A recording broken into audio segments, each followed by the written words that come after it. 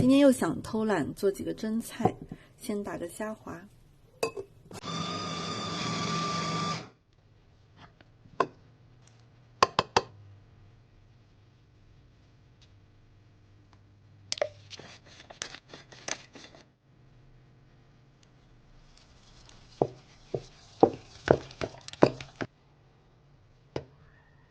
打到筷子能立住。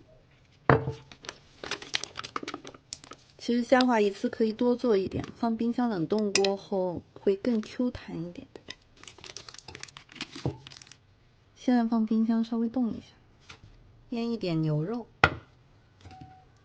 生抽，好热。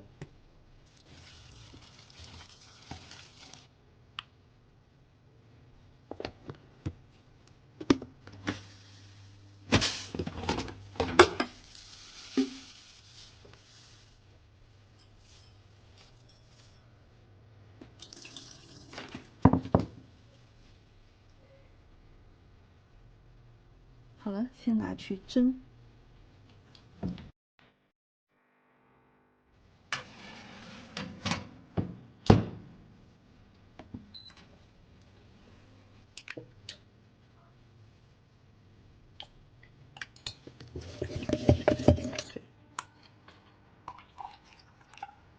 因为今天是想做一个日式的茶碗蒸，所以就用这个日本的白酱油来调味。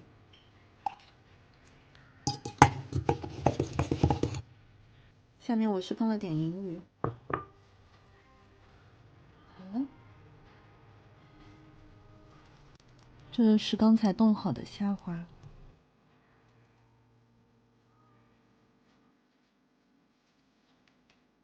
好了，菜都准备好了，就等着蒸了。这是金针菇酱娃娃菜，等一下再把牛肉铺上去。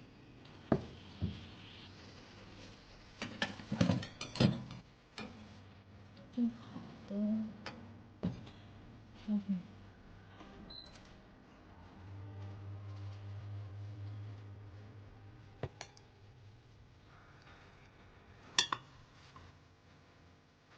这样厨房就又是干干净净的，不用收拾了。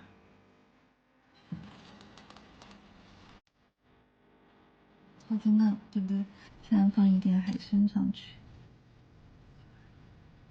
先在这个菜上面铺一点牛肉，要平铺一下，因为我们等一下就蒸个5、6分钟的样子。刚才腌制的洋葱就不要了，我们把这个再放回去蒸一会儿，再蒸个5、6分钟。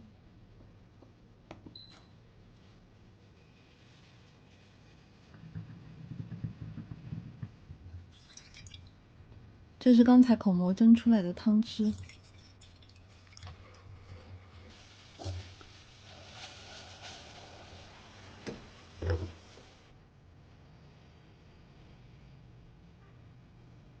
做了2种摆盘，哪个更好看呢？看一下，看这鸡蛋超 Q 弹的。这米饭今天做的有点多，手套不是很灵活。刚才多出来一点酱汁，正好放在这里。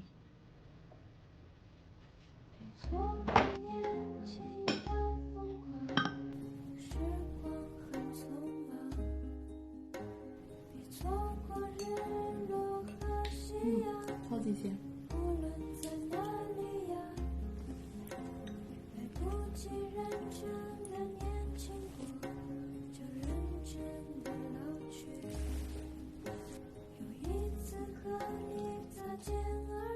吃的剩饭是有点舍不得吃完。今天来做一个简单但是又很好吃的豆腐煲。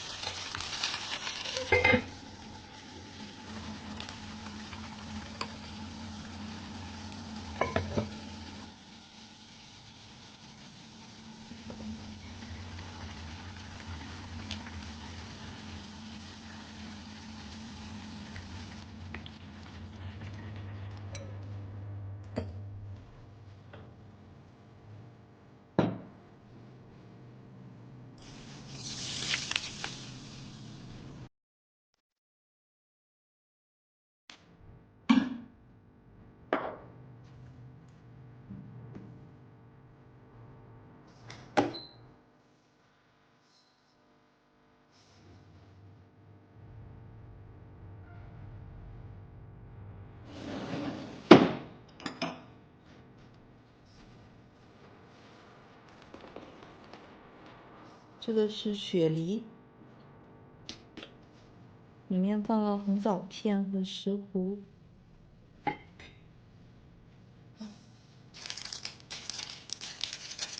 哇，闻起来就特别鲜，这个就是完全原汁原味的。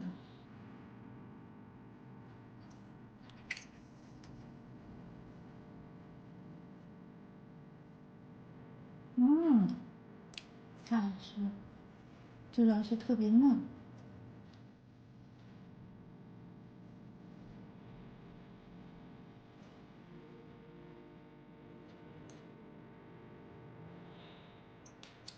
你要不要醋啊？不要了，我不想醋破坏它本来的味道。本来就很好吃的。这我连盐都没放。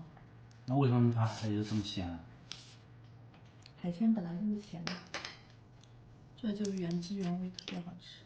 经常有网友问有没有不粘的铁锅，为什么同款铁锅你用着一点不粘，我的却很粘？其实是个铁锅都能不粘，粘不粘完全由你决定。今天想跟大家分享一下铁锅的开锅和使用技巧。其实开锅一般商家也会教方法，各家方法大同小异，原理是一样的。我再来演示一下。当我们拿到一个新的铁锅，首先要先加洗洁精，里里外外清洗干净。这一步主要是为了洗掉工业残留。洗好后，锅底擦干净。所有锅想要保持一个比较干净的外观，建议锅底锅外都要干净干燥状态才能加热。铁锅锅内是没事的，铁锅因为没有涂层，空烧一下是没有关系的。把锅加热到可以看到微微冒烟的状态，这一步是为了通过加热打开铁锅的毛孔，然后加入平时炒菜的油，可以稍微多一点，建议不要直接放一块肥肉下去，因为这个时候的铁锅如饥似渴，你丢一块肥肉下去，可能直接就被它咬住了，开锅没开成，反而直接就粘锅了。然后我们可以拿一张厨房纸折叠一下去润锅，边缘也要经常照顾到，不要让它干烤，不然很容易留下印记。锅体我是让它一直保持微微冒烟的状态，这样才能保证铁锅的毛孔是持续打开的，油也可以持续的去渗入这些毛孔。这个过程建议持续5分钟左右，结束后就关火静置1晚上，这样锅就开好了。第二天用温水洗干净锅体，注意不要用洗洁精，然后就可以开始使用了。这个时候擦拭锅体其实是很干净的，开好锅的铁锅干净状态下不会擦出黑黑的，因为油脂已经覆盖住铁了。所以如果你的铁锅开锅后还能擦出黑黑的，那可能就需要再开一次了。在我看来，开锅开好了真的不代表这个铁锅就能不粘了，平时的使用方法才是更重要的。我的方法是先把锅烧热，大致微微冒烟的状态，这个时候再倒油，就是所谓的热锅凉油。这样做的目的还是跟开锅一样，让油再次去填充锅的小缝隙，而且锅热状态下食材放下去的时候也可以迅速成型。就比如说煎鸡蛋，锅热状态鸡蛋迅速成型，很快可以自由玩耍。可能有人会说油太多了，不粘很正常，那我就用剩下的这点油来煎鲫鱼。相比不粘锅，我更喜欢用铁锅来煎鱼，可以更快产生美拉德反应。其实可以观察到，基本鱼下锅的瞬间就已经定型，所以很快鱼也可以在锅里随意畅游。还有一种方法是我们经常会看到一些大厨炒菜前会先用油润锅，也是先热锅，然后倒入比较多的油，把油也烧至冒烟，先润下锅。这个目的其实也是进一步去填充铁锅的小缝隙，因为这个油已经到了烟点了，不适合继续用，所以会把这个油倒出，加入新的油，再继续炒菜，这样也是很好的方法。只要在锅里加入很少的油，平时很容易粘锅的土豆丝也能迅速不粘。以上方法2选1，随便哪种都可以让你的铁锅达到不粘效果。其实铁锅状态好的话，冷锅冷油也可以不粘，但是难保你某次过度清洁啦，或者煮汤啦、烧水啦，把表面油膜破坏啦，铁锅状态不好啦，这个时候冷锅冷油它就不高兴了，可能就又让你粘得怀疑人生了。所以保险起见，我觉得初期最好还是先热锅去操作，特别是当你还是新手，还不知道怎么去把控火候的时候。等你把它养好了，了解它脾气了，就知道怎么去控制它了。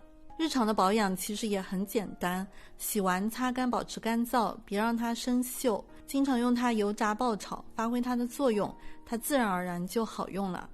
视频本来到此就结束了，但是因为昨天晚上好几个群里的姐妹都在让我推荐铁锅，那我再多说几句。每个人的需求不一样，适合我的不一定也适合你们，但是你可以不用考虑粘不粘的问题，因为只要你会用，是个铁锅都能不粘。大家可以更多的从比如说锅型啊、重量啊，还有锅体的厚薄、价格等等方面去结合自身的情况去选择，适合自己的才是最好的。那今天就先这样，我们下次再见，拜拜。